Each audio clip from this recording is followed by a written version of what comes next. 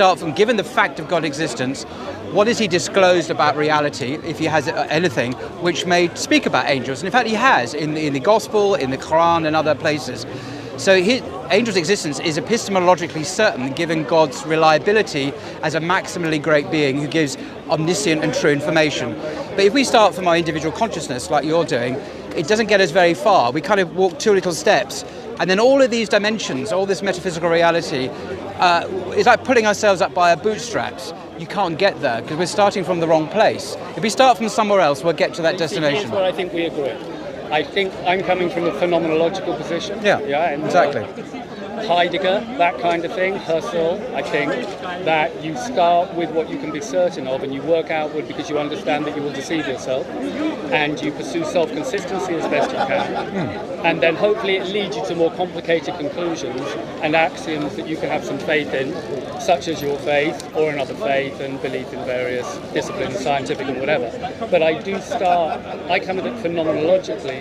You're coming at it from what I can only describe as an article of faith. You're starting with an article of faith, and that's fine. It doesn't mean it's wrong. I don't think it's an article of faith. Methodologically, no. I'm not framing this. No, for me, it's not an article of faith. It is a fundamental fact, a reality of existence. God's existence is the a priori reality from which all other lesser realities are created. I'm not saying and I also think I would challenge your phenomenology there, because the existence of I, of the self, has been challenged all over the place by modern neuroscience, psychology, which even questions the existence of an I, a subjective I, that exists through time.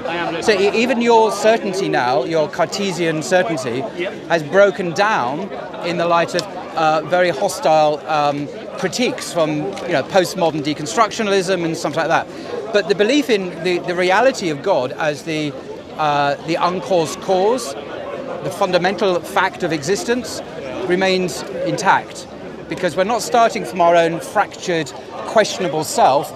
We're starting from the metaphysical absolute, and from that, acknowledging that fact, then we can learn things about unseen realms. We can learn about the existence of angels, which has been the trigger for our conversation. Do angels exist? How do we know angels exist? I know they exist because the maximally great being, who is called God, who is perfect and has all knowledge, has told us about this unseen realm, along with the Day of Judgment, the existence of demons, historical figures that I've never encountered before, a whole range of information which this being has accurately and infallibly communicated to us as a species. So I don't start from my own fractured, questioned self, which may not even exist according to many Western thinkers. I start from the unchanging, perfect ground of our being, also known as God. I think it's a great place to be, to have faith in God, rather than faith in a self, which is actually being questioned in the West now. Does it even exist? I think, and that would be, many neuroscientists would say, there is no self anymore. I think faith is essential in any epistemology, and if atheists don't seem to understand that, but there's not a scientist in the world whose core axiom isn't something they have faith in and then they build up. So I'm not trying to knock faith. I think it's a matter of placing your faith at the optimum locus, most strategically and most honestly. Where do you make your statement of faith? What you're saying to me still sounds like you are making an assertion of faith as your core axiom, and that's fine. But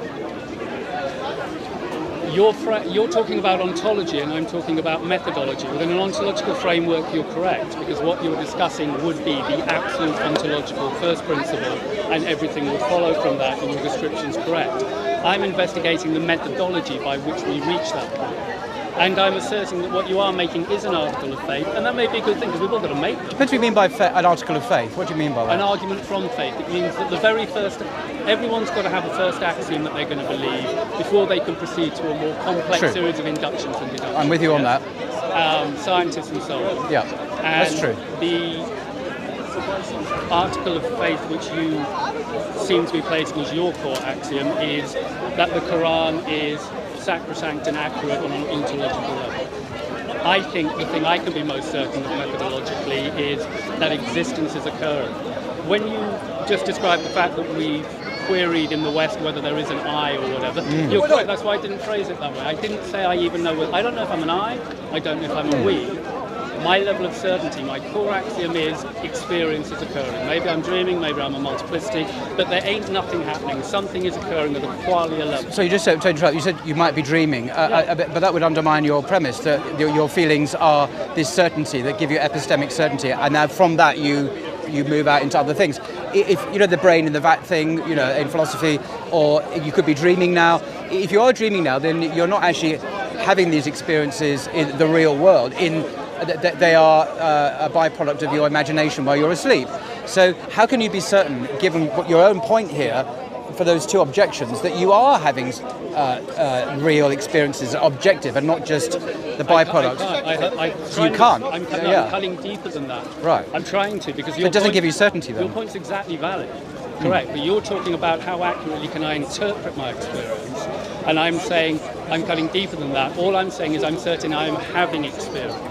Before I can interpret what it is, and I will always be fallible in that, I have to acknowledge I am having it. So qualia is occurring and inevitable. What's qualia mean for everyone? Qualia would be a property of a subject as opposed to an object. Examples being feelings, instincts, thoughts, emotions, predispositions, hopes, dreams, pain, pleasure. All of the things that you assume this pad hasn't got, but I know I'm certain I have, and I'm almost certain you have. Yeah? Qualia. In other words, the stuff that counts, the stuff that gives teleology and morality and all the important. If I could just respond, I think the basis of your you've written is not certainty. You have feelings, but you can't be certain that the feelings you're having are not actually the imagination working in a dream state. In other words, you could be dreaming you're having these feelings. So we're experiencing heat from the sun here now. It's possible that actually you are in a cold room back in February, or in February, dreaming you're a speaker scholar during a heat wave. So your feelings in that case are not a reliable guide to what's actually going on. It could just be a fiction that and secondly, the famous experiment of the brain in the vat. So an evil genius is manipulating our brains to make us believe as an illusion, obviously, that we are having various states of experience. So whatever experience you could say could be just triggered by an evil genius who's got our brains in a vat in a laboratory.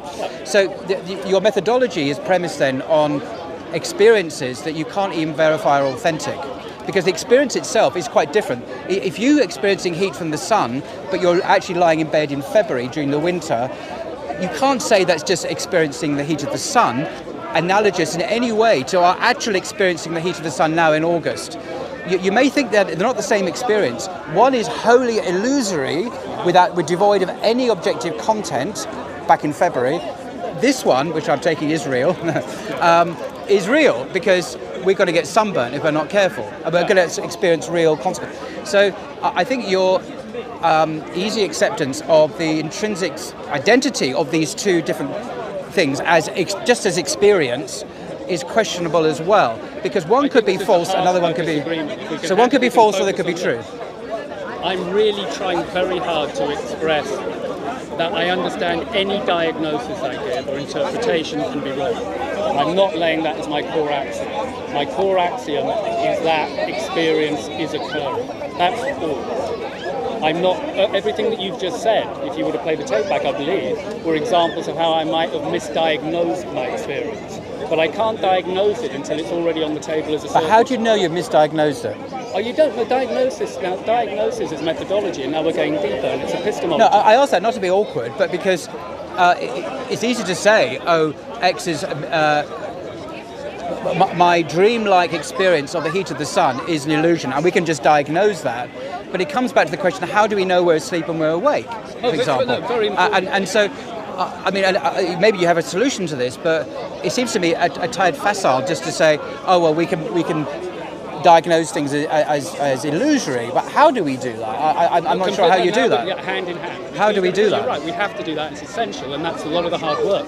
But to be aware of what your core axiom is. Now, if your core axiom is a certainty in any given interpretation of your experience, it may be flawed. Which is why I think Descartes, although he overstated it, and the mystics, what we're trying to say is experience is occurring, that's all. We're not defining it, we're not interpreting it, we're just like everyone to agree that the unique property of a subject is happening here, and I assume for you as well, that doesn't happen to objects. If we start with that as a thing which is not cognitively certain because it's pre-intellectual, it's just the immanence of subjective experience is unavoidable. Then the argument is how best to diagnose it. Okay, I mean, I just don't think this kind of experience that you're speaking of is a terribly reliable way epistemologically to gain knowledge, because it is vulnerable to critique. And the two examples I give, these are well-known, as you know, well-known examples in philosophy. I'm not saying anything new here. There's a standard critique of Descartes and so on. But in terms of the existence of God, this is you mentioned your definition of faith, and I think I would go with that. So we've got to have first principles that we accept. And I think the religious answer, that the existence of God as an a priori first principle, from which we then understand everything else, is, for me, axiomatic. The existence of God is self-evident. It's hardwired into our natures as a species. Countless academic surveys have shown that the human race, at all times and places, whether it be in secular societies or highly religious societies, children naturally believe in a higher power. They believe in God. The conclusion seems to be that it's part of it is what it is to be human. So that this is part of our nature to believe in God. Atheism is unnatural. It goes against our natures. It goes against the world we see around us, which has all these signs of a transcendent mind having brought this into being. So that's where I would start, with God, and then from that, methodologically, flow all the other issues about the existence of angels, whether or not the Quran is the word of God, how we live good lives, what is the purpose of life gets answered, gets addressed in that thing. But to start from the uncertain principle of experience, which can and cannot be illusory, and we have no way, I think, of deciding from that basis what is illusory and not, is a very uncertain way of living life. I don't see it as very fruitful. I totally hear you. Unfortunately, I do believe that seems to be the human condition. It seems to be where I've landed. It seems to be where we've landed, and we should grapple with it. As a test, I'm happy that when the world's religions, including Islam, say this is an important test. And we have to then start trying to diagnose and understand the world around us. I'm coming in from a phenomenological perspective. I know. You're coming in stating quite correctly that if you're correct about the ontologically about God, then obviously we should all focus on that. It should be our first principle and everything from there. Exactly. Okay, and I get. But why do you object to that? I mean, I know you have your phenomenological methodology, but I'm not quite clear why you have chosen that methodology in the first place, because it seems to me not to offer much in the way of yaqeen, certainty, whereas the metaphysical grounding of our lives in the existence, the unchanging existence of the eternal God, the Creator, seems a much better place to root oneself. And if that is the case, why haven't you done that? That's my question to you. Actually, my own cognitive bias. I used to believe in miracles, and I'd love to believe in God in the full-blown sense that you do. Okay. So the appeal of that is clear to me. So why not then? You haven't given a reason why you don't. Well, a lot. I mean, because my second axiom is a self-consistency principle. If the first is I am, the second axiom is I'll view everything from as many different angles as possible and try and be self-consistent. And part of that is being aware of my own psychology. And the very fact that I want to believe this so much should caution me against my own cognitive bias. I feel it should. Because I think honesty and truth are virtues, and religions, they alert you to pursue truth almost above all else. If you follow the truth, you will get to God. Now, sometimes that puts you on a path where you've got uncomfortable conflicts with how you feel and your biases. So I'm just trying to handle the truth as honestly as I can, because I think it's the best anybody can do. And I think religion tests you to do that. I think that's what religion's asking you to do. Have faith even when things don't make sense. So although I'm not embracing the view that you have, I can feel the appeal of it. You speak about cognitive bias as if that's necessarily a bad thing. But I think from a Muslim point of view is, because we're hardwired to believe in God anyway as a species, this is not a bias we need to be worried about. This is something wisdom lies in recognizing the way we're made and living according to it. So I have needs and desires and understandings. To live by those wisely is a good thing. Agreed. To see them as biases that I need to be wary of is perhaps an unduly sceptical reserve in the face of what does it mean to live a good life? Yeah. So we should optimistically and gladly embrace good things, especially when our bias conforms to them, because that means we're on the right track, because we are made to act in certain ways. So if I get pleasure from doing good things, good works, being kind to people, that's my cognitive bias. I'm not going to woo. I'm not going to start worrying about that and saying maybe I should course correct and not be good. Use that positive trajectory, capitalize on it, develop it in healthy ways. Likewise, the belief in God, which is natural to our species, I believe, is a wholesome and healthy reality we need to capitalize on by using our minds to actually ask those questions. Well, who was Jesus? Who are the prophets? What has God actually said? Has he said anything to mankind? So we can then investigate further into the Quran, the Bible, and so on, and ask those further questions about the details of that. But the fundamental orientation is a healthy one and should be affirmed and gone with, like many other healthy attributes that one may have. They're not biases. These are positive instincts that we should cultivate and develop.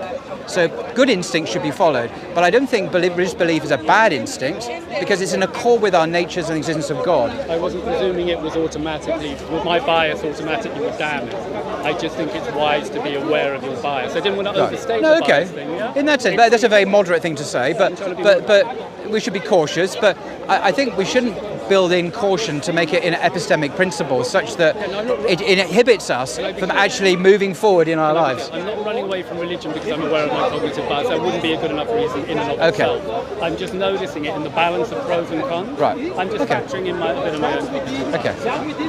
I think what I'm liking that we agree, I like to find points of agreement with people as much as possible. You said it's about living well, how you live well. I totally agree with you. I think in all of this, you need to ask yourself, what's the first question being asked? Exactly. And I think the first question that all religion is asking and all human beings will always ask themselves is, how do I live well? How do I make good choices? Is that something we can agree on? That's an intrinsic question. It's maybe the first question to ask. It's certainly one of them. I think Islamically it would be not so much, it would be what does God want of me in this situation? So we accept already the existence of God and revelation and prophets. So then we'd ask, given this situation, what does God want me to do in this situation? So it wouldn't be a more fundamental question of why am I here? Oh, that's important too. But for a healthily functioning religious person, they should be asking what's the will of God in this situation. So they've gone beyond the does God exist phase or who is God phase to saying I trust that God is Ar-Rahman Ar-Rahim, the most compassionate, most merciful.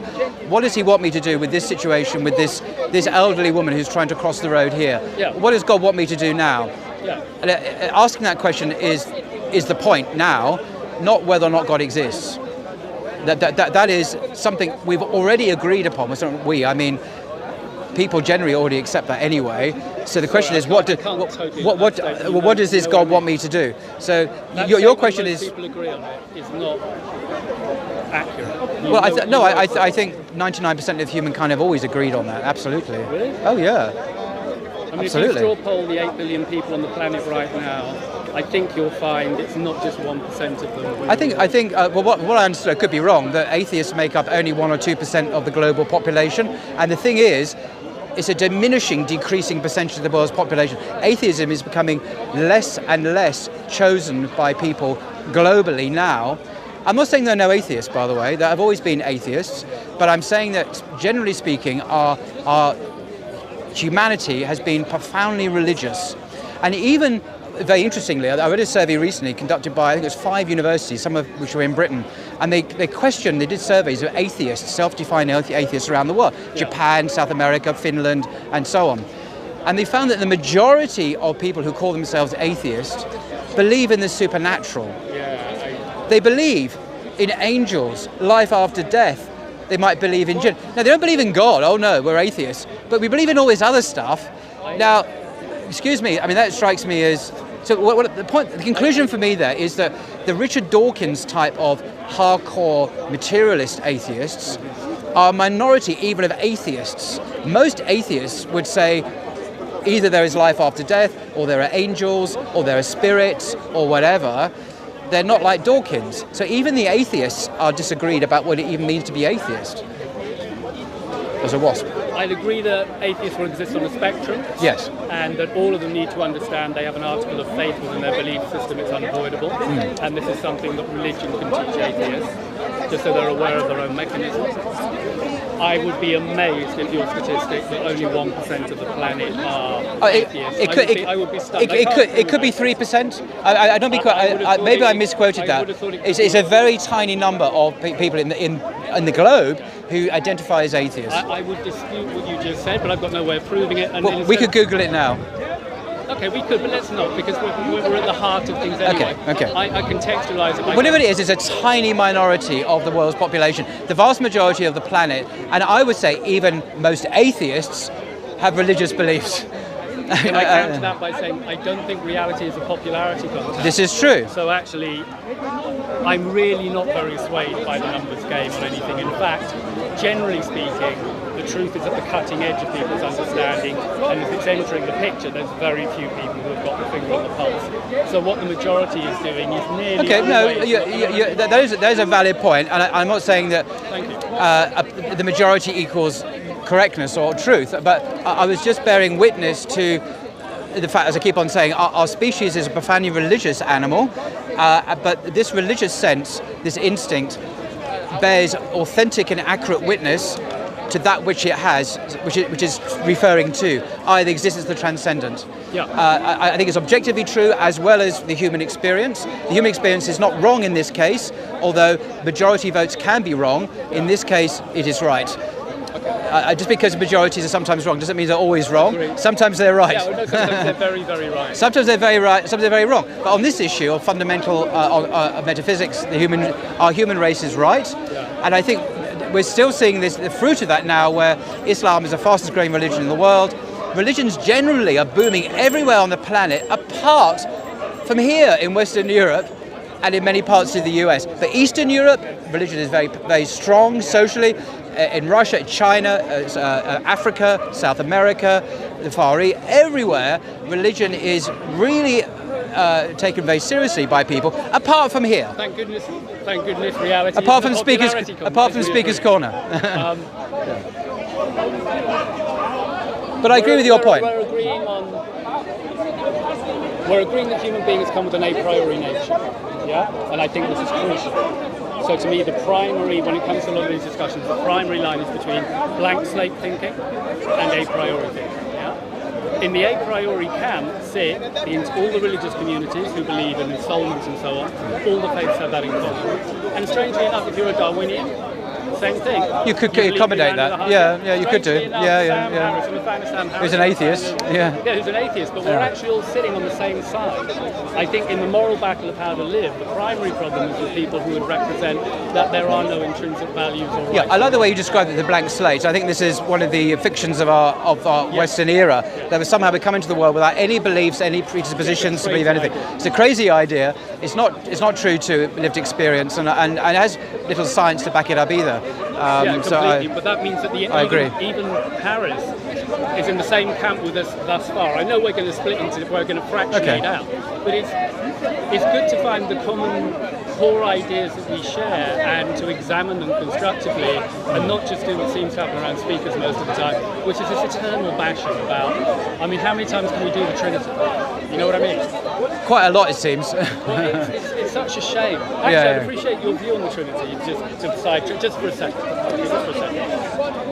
It seems to me that in Islam, you believe that God is extrinsic to creation, I think. So he creates the universe from outside. And therefore, when you hear about the Trinity, to you it seems crazy that something infinite has suddenly truncated itself into something small and finite. It just doesn't make sense. And I can understand why. In the Christian tradition and the Kabbalistic tradition and others, we come from a Spinoza type view. We come from the view that God is intrinsic. Yeah? Now, if God is intrinsic, obviously God is in Jesus because God is everywhere. So to us, it's not so mentally jarring. It's illogical from your framework of God is extrinsic. But you don't seem to appreciate how natural and non-contradictory it is from a framework where we believe God is intrinsic. Now, I don't know who's right about intrinsic or extrinsic, but isn't that the level to have the debate at? Because that's what's underpinning the problem. Instead of this eternal thing, and I think it's rather disingenuous when people they can't wrap their head around the idea of the Trinity. I don't happen to believe in the Trinity. I think the Muslims are correct in their critique of the Trinity and original sin.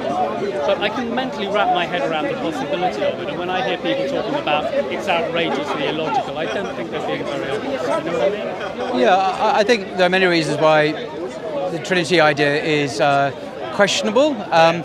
My own preferred method, which is not necessarily the Islamic method at all, it's just my own personal view, is that responsible mainstream historical scholarship has, I think, come to the conclusion that it's highly unlikely that Jesus thought he was God.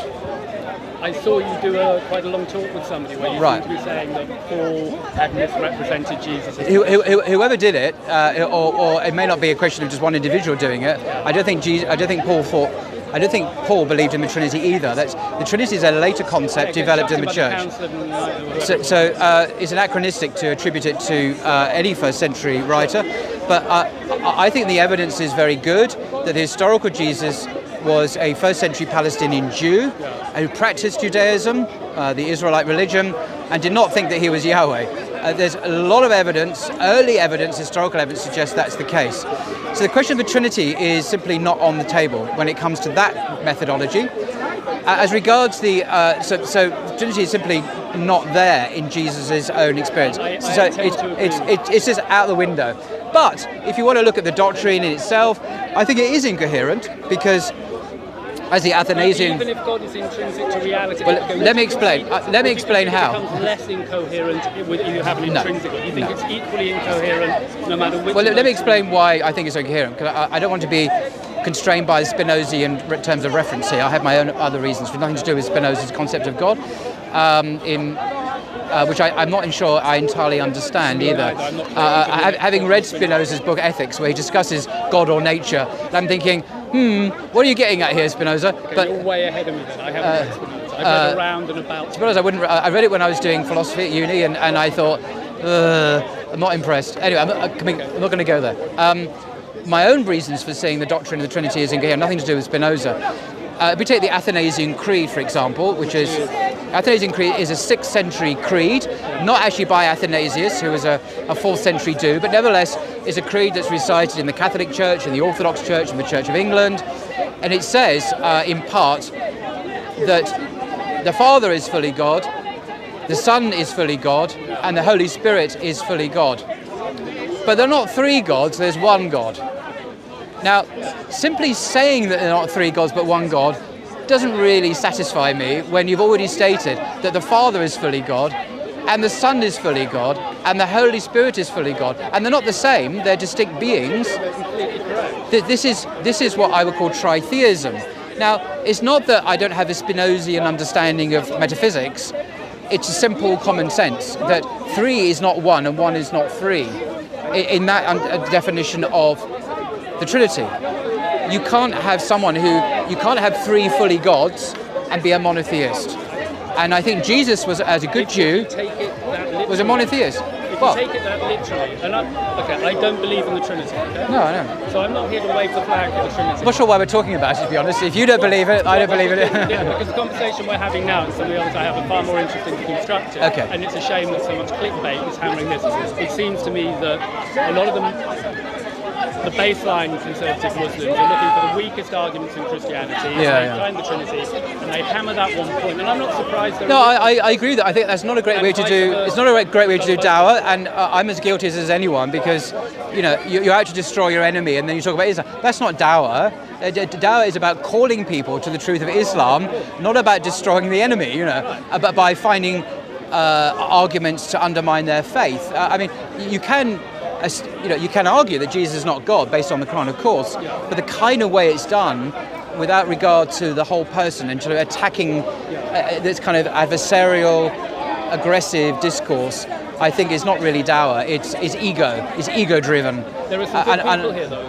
No, I'm not in any way saying I'm better than anyone else, because I've done it as well over the years. You're really good because you're aware of it and that. I respect you, and I hear you're respected by quite a few people here who I respect. Alhamdulillah. So you're much better to talk to. There are other people here I won't know. Anyway, all I'm saying is that I've made lots of mistakes, and I'm not in any way better than anyone else. But for me, the royal road to getting the truth about the Trinity and Jesus is, because of my interest in this academically, it is history.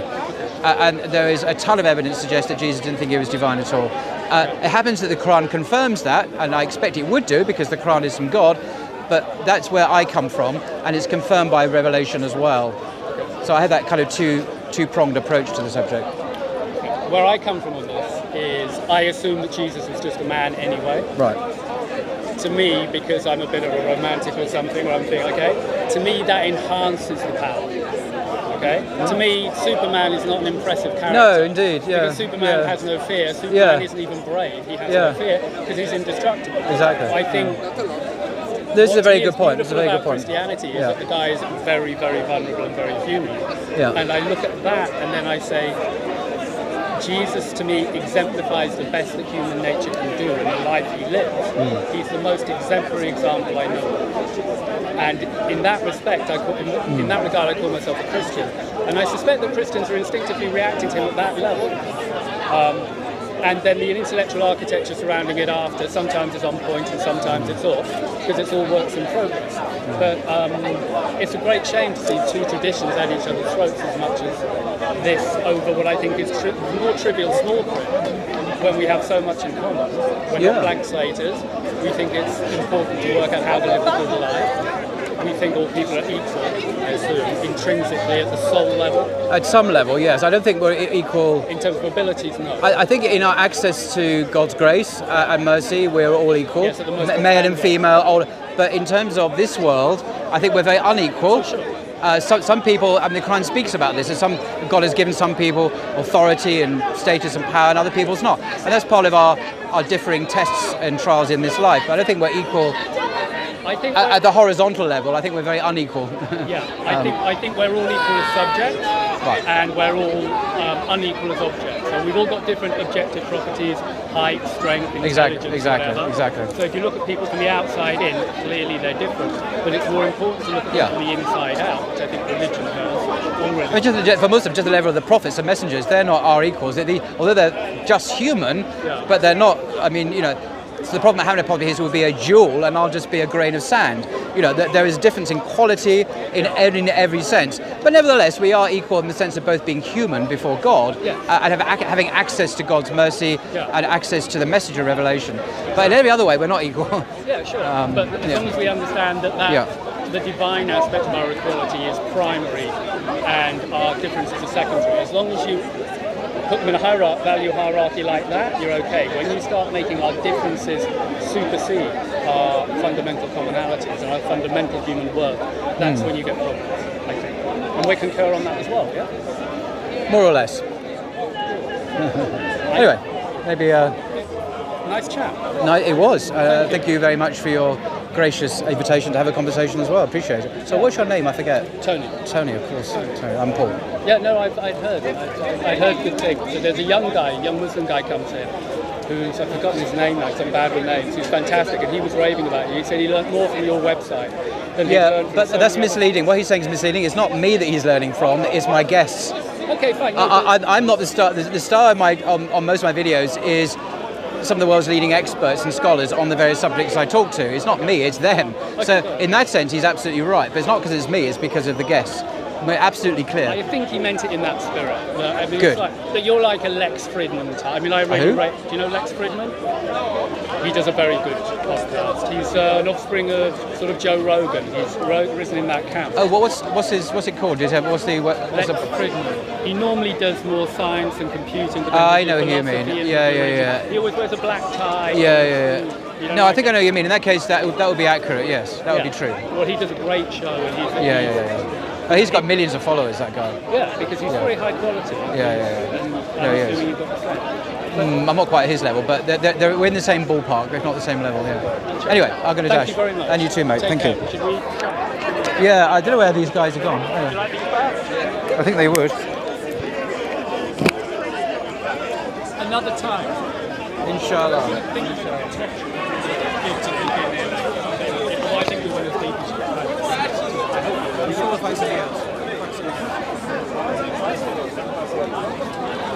Shouldn't we drive out 4 years?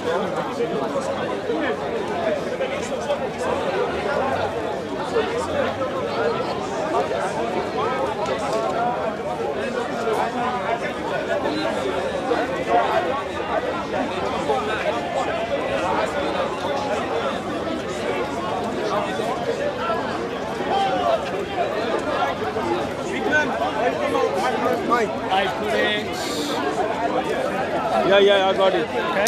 And another Sorry, one. you guys have gone. Okay.